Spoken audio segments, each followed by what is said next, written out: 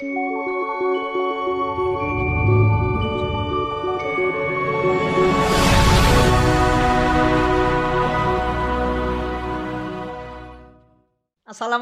warahmatullahi wabarakatuh. Apa kabar teman-teman semuanya? Semoga dalam keadaan sehat dan bahagia. Ketemu lagi dengan saya Zakiah Darojah. Ya, kali ini saya masih membahas tentang berdamai dengan pasangan. Ya, tema kali ini yang ingin saya sampaikan adalah pasangan adalah penyembuh kita. Mungkin di antara kita ya seringkali merasakan sepertinya kok suami kita atau pasangan kita gitu ya, bagi yang laki-laki mungkin istrinya gitu tuh menyakiti saya gitu ya. Kok kenapa ya pasangan saya kok seringkali menyakiti saya? Nah itu dulu saya juga merasakan hal itu. Kenapa ya suami saya tuh kok bukannya menyayangi tapi kok malah melukai gitu. Nah setelah saya berproses lama gitu ya dalam pernikahan, saya akhirnya menyadari bahwa sebenarnya pasangan kita itu bukan melukai gitu, bukan menyakiti, tetapi dia menunjukkan di mana letak luka kita yang masih menganga. Kenapa kita mudah sekali tersakiti oleh pasangan kita? Ya karena kita sendiri sebenarnya memiliki luka yang belum sembuh. Jadi pasangan kita sebenarnya bukan menyakiti, tetapi memberitahu di mana letak luka kita yang belum sembuh itu. Nah luka kita dari mana? Ya bisa dari mungkin pola pengasuhan orang tua kita yang menurut kita waktu itu dulu gitu ya, waktu kita masih kecil itu melukai gitu ya. Meskipun di sini saya tidak menyalahkan orang tua ya. Orang tua pastinya sudah melakukan hal yang terbaik untuk kita anak-anaknya. Tetapi mungkin mereka tidak menyadari bahwa ada hal-hal yang mungkin menurut beliau itu baik untuk kita, tetapi buat kita saat itu tuh membuat kita terluka. Jadi luka ini bukan salahnya orang tua juga, tetapi memang si kita kecil ini yang merasa terluka. Ya mungkin karena orang tua zaman dulu itu mewarisi pola didik ya yang mereka ambil dari orang tua mereka juga. Atau mungkin juga beliau-beliau belum tahu ilmu bagaimana mendidik anak yang benar, atau mungkin kondisi yang membuat beliau-beliau ini memperlakukan kita tidak sesuai dengan harapan kita dan sebagainya. Itu banyak sekali faktor. Tetapi intinya bahwa kita itu memiliki luka itu bisa dalam episode hidup kita kapanpun, baik masih kecil, baik waktu sekolah, baik waktu bekerja, atau mungkin pernah patah hati gitu ya, ketika sudah dewasa menjalin hubungan patah hati akhirnya kita terluka dan sebagainya. Itu bisa jadi yang membuat ada luka di dalam diri kita. Nah seringkali orang yang paling mudah memicu atau menunjukkan luka kita adalah pasangan kita. Ya karena pasangan kita adalah dia yang hidup dengan kita 24 jam. Kalau orang lain kan kita hanya ketemu sebentar, mereka tidak tahu gitu ya, tidak sulit untuk menyentuh luka kita. Tetapi karena pasangan kita itu adalah orang yang kita hidup bersama terus dengannya, dia tahu ya luar dalamnya kita, akhirnya dialah yang paling mungkin menyentuh atau membuka luka yang belum sembuh di dalam diri kita. Ketika kita menyadari hal ini, kita jadinya tahu, oh ternyata suami saya atau pasangan saya ini bukan menyakiti, bukan melukai, tetapi dia sedang menunjukkan di mana luka kita yang masih perlu untuk disembuhkan. Seperti contohnya saya sudah pernah menceritakan ya, kalau saya tuh sangat terluka jika suami saya tuh cuek gitu. Sementara suami saya tuh menurut saya waktu itu tuh sangat cuek. Padahal menurut perspektif suami saya, beliau tidak cuek, tetapi beliau sedang bertanggung jawab untuk mencari nafkah yang cukup gitu, agar keluarga kami itu tidak kekurangan finansial. Sehingga waktunya dan pikirannya dan juga perhatiannya itu habis untuk pekerjaan. Sehingga mungkin saya merasa kurang diperhatikan. Padahal beliau merasa ya saya sudah memperhatikan seperlunya. Dan saya melakukan hal-hal ini ya, pekerjaan-pekerjaannya itu dalam rangka untuk sebuah perhatian juga. dia nyari uang buat siapa? Buat saya, kayak gitu ya.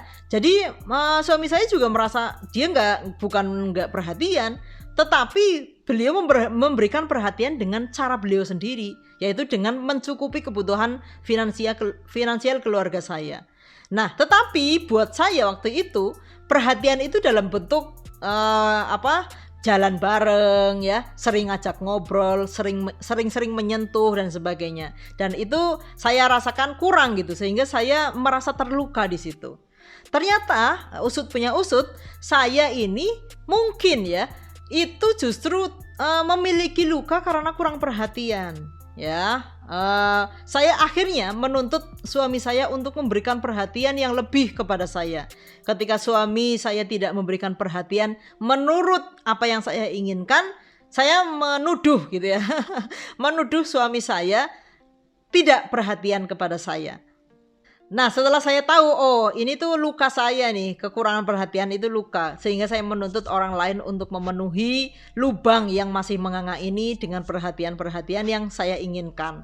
Akhirnya setelah saya tahu, berarti saya tuh nggak harus menuntut orang lain, karena semakin saya menuntut, saya akan semakin terluka.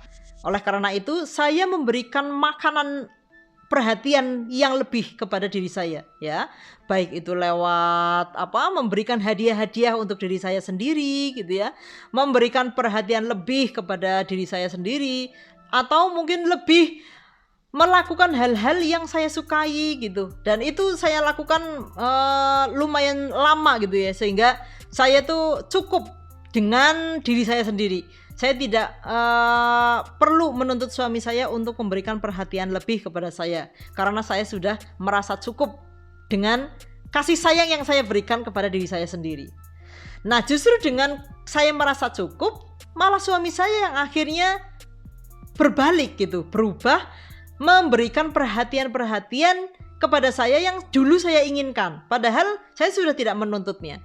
Ya, lebih perhatian, lebih sering ngajak ngobrol, lebih sering ngajak jalan, lebih sering menyentuh dan sebagainya. Dan itu buat saya itu wah amazing gitu. Wah, ini luar biasa. Ini perubahan yang sebenarnya sudah dari dulu saya inginkan, tetapi semakin saya menuntut malah semakin tidak terjadi gitu. Tetapi ketika saya sudah cukup dengan diri saya sendiri, malah ternyata suami saya yang berbalik memberikan perhatian-perhatian yang seperti dulu pernah saya impikan. Nah, teman-teman juga perlu mengecek kira-kira apa sih yang membuat teman-teman itu sering naik darah gitu ya, emosinya sering keluar terhadap suami gitu ya.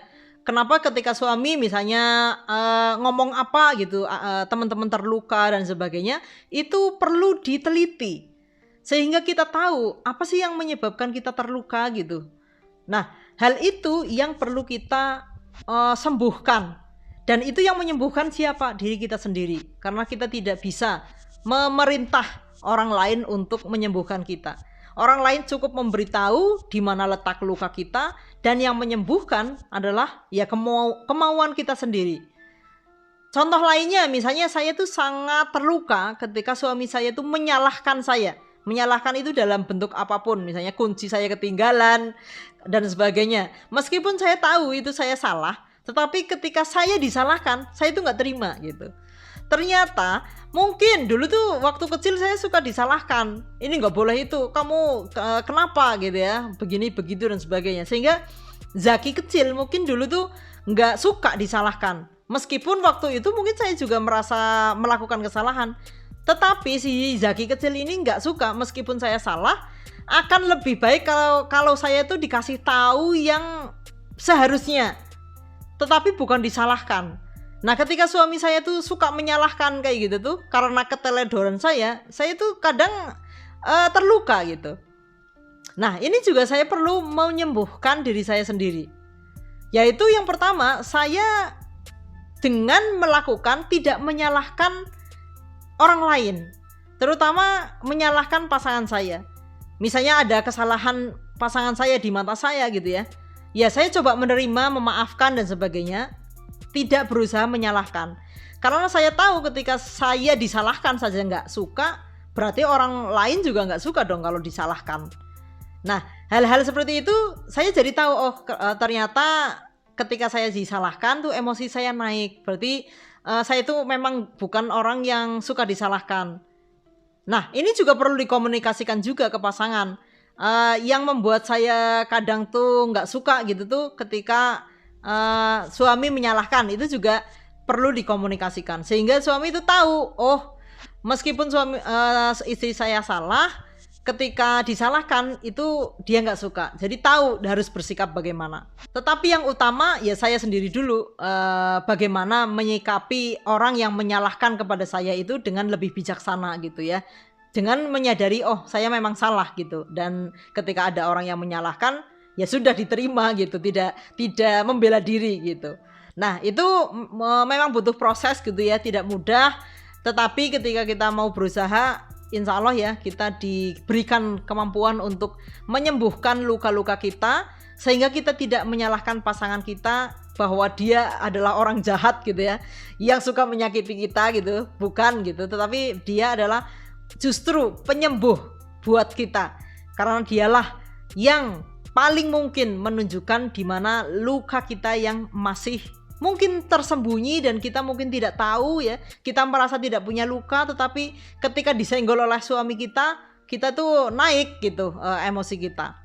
Jadi sebenarnya kita perlu berterima kasih ya kepada pasangan kita bahwa dia telah menjadi penyembuh kita, menunjukkan di mana luka-luka kita yang masih ada. Nah, semoga dengan kita menyadari hal ini, kita jadi tahu apa sih yang perlu kita lakukan terhadap diri kita ya, agar kita tuh lebih sehat. Sehingga ketika kita sembuh, hubungan kita dengan pasangan juga lebih enak. Kita lebih bisa berdamai dengan pasangan kita. Mungkin demikian dari saya saat ini. Besok kita sambung lagi dengan tips lain bagaimana berdamai dengan pasangan. Terima kasih atas perhatiannya. Assalamualaikum warahmatullahi wabarakatuh.